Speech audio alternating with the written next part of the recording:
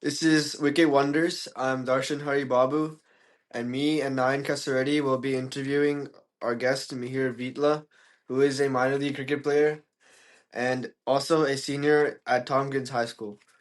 So, Mihir, how was your experience playing in the minor leagues, which is a professional pathway to Major League in USA Cricket, and how has your experience been so far?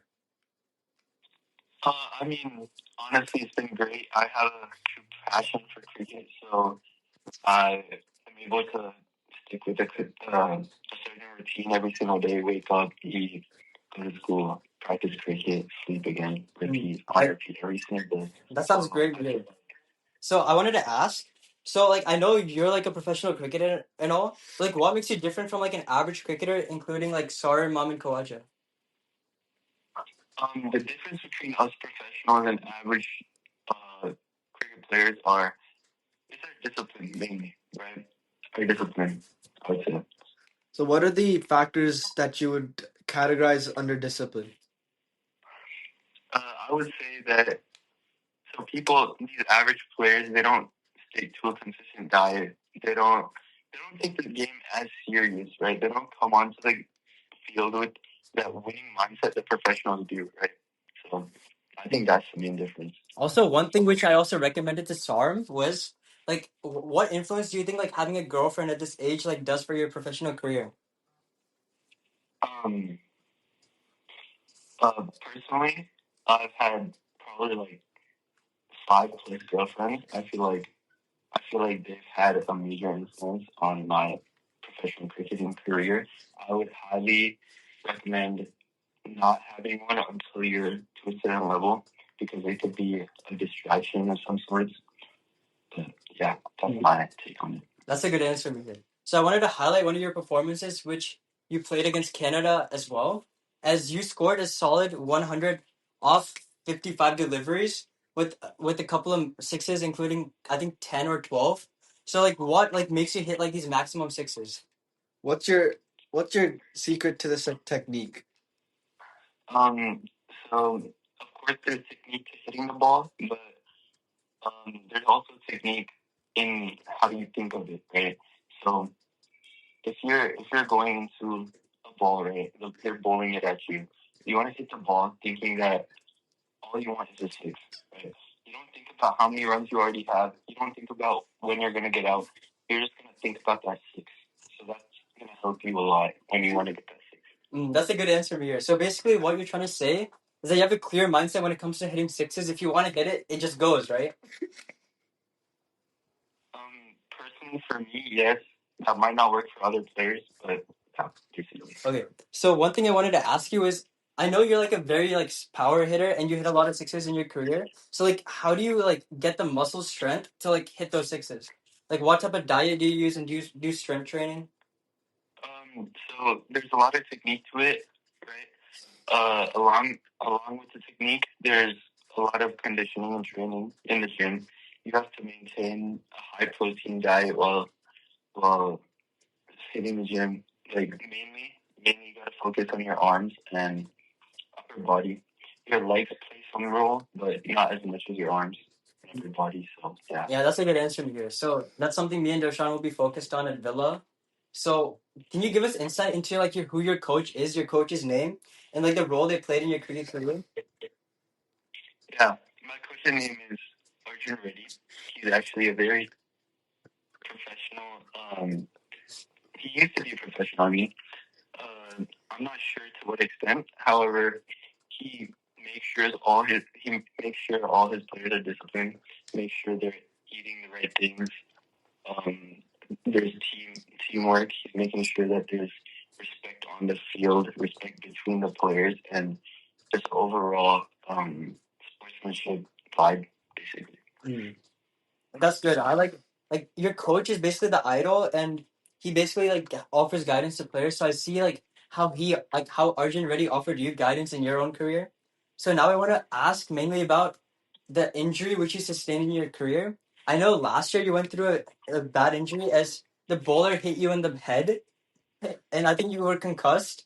So like, tell me like what was going through your head when you got concussed and you had to walk off the field.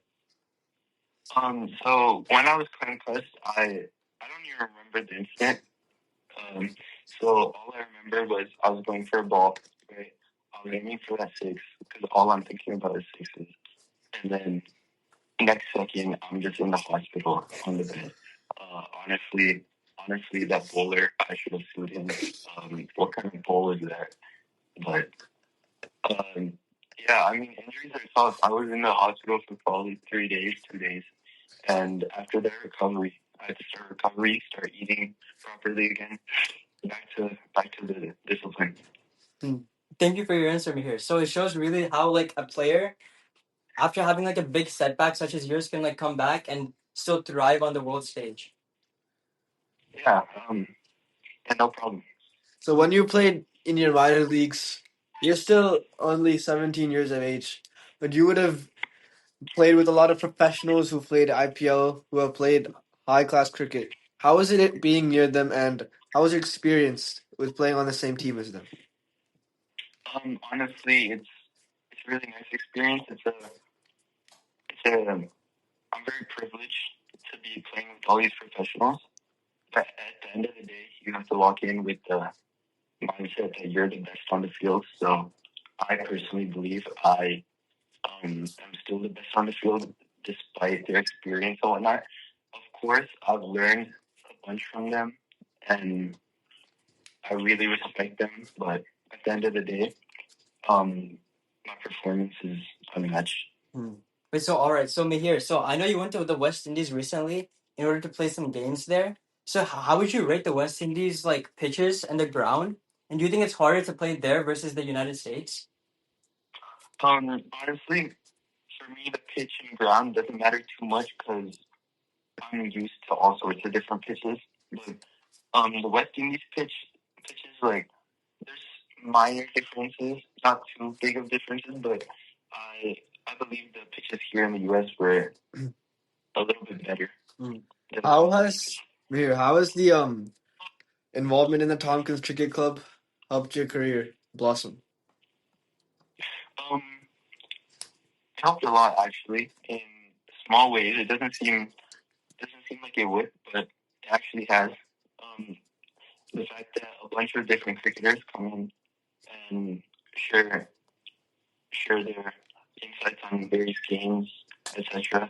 It really helps me stay in the cricket mindset. It really helps me still have that passion for cricket and keep moving forward in my career. So thank you, Mihir. So we have just a few more questions left with the limited time that we have together. So I wanted to ask, so I know in the Tompkins game that you came to, you got duck out scoring just only 0 runs. So could you describe why you only scored 0 runs and like what was going through your head when you had to like walk back to your team after such a disappointing performance? Honestly, that was probably the most embarrassing moment in my entire life. I got batted by one of the other professional bowlers. Honestly, I applaud to him. I congratulate him for duck outing me. And while walking back to my team, I showed a lot of regret, a lot of. So one thing I wanted to mention was being the captain of that team. So I know while you were walking back after your disappointment, you threw the bat across the field in anger, and you threw the helmet on the ground and breaking it. So like I wanted to know like why you're so aggressive as a person. I mean, anger is a big part of cricket. I'm still 17, so I'm still trying to control that anger. If you look at tennis, for example, we have 30-plus-year-olds breaking rackets every single game. I think I'm not to that level, but I'll eventually control that anger and utilize it as a weapon for whenever I field against them or play them again. So Mihir, one last question before we let you go. What type of cricket bat do you use? I actually used this custom bat that was given to me by my sponsor company. I honestly forgot the company's name. Come on now, you can't forget the company name. You play with the bat every day. For for me, the bat doesn't matter too much. I hit sixes regardless. So, All right, Mihir, before we let you go, I wanted to ask one last question. So, could you identify one weakness of Darshan's batting and one strength? weaknesses. Yeah, there's quite a lot. So first off, his form, it's quite like it's quite stiff, right? You want to loosen up the joints a bit whenever you go for the six. That's one of my professional critiques on his form. But in addition to that, whenever you see him walk onto the field, so apart from his actual performance, there's also mind games, right? Like there's a difference between a tall 6 foot guy walking onto the field versus a short 5'3" guy walking onto the field. So if he could grow a few more inches, the other team would feel a bit more intimidated and would really help getting under the bowler skin. And when it comes to strength, right, it's a difficult one. Yeah, so I would probably just say, I would say, next question. All right. Wait, so Mihir, our time together has ended. So I wanted to thank you again for being part of our podcast because I know you're a very busy person with your cricket schedules and practices, and a player like you joining this podcast means a lot to us. So a couple of last words before you leave. Yeah, I mean, thank you for having me. I'm a very organized, disciplined person, so it didn't really affect any of my cricket plans. So I'm probably gonna go to practice in 10 minutes, 8 o'clock to 10:30 p.m.